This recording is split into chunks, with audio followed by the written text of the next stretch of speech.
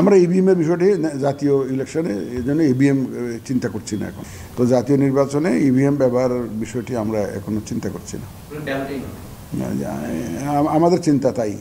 আগামী জাতীয় সংসদ নির্বাচন ইভিএম পদ্ধতিতে নয়, সম্পূর্ণ ব্যালটে আয়োজন হবে বলে জানিয়েছেন প্রধান নির্বাচন কমিশনার এএমএম নাসির উদ্দিন। তিনি বলেন, জাতীয় নির্বাচনের জন্য আমরা প্রথম দিন থেকে প্রস্তুতি নিতে শুরু করেছি।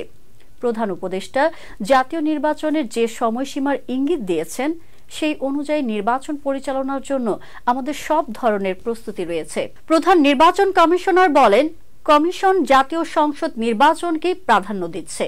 স্থানীয় সরকার নির্বাচনের বিষয়ে প্রধান উপদেষ্টার কাছ থেকে এখনো কোনো নির্দেশনা আসেনি। এ সময় তিনি বলেন, ন্যায্যতার ভিত্তিতে সীমানা পুনর্নির্ধারণ করা হবে। অতীতে যদি কোনো প্রার্থীকে সুবিধা দিতে বা বঞ্চিত করতে উদ্দেশ্য প্রণোদিতভাবে সীমানা নির্ধারণ করা হয়ে থাকে, সেগুলো খতিয়ে দেখা হবে।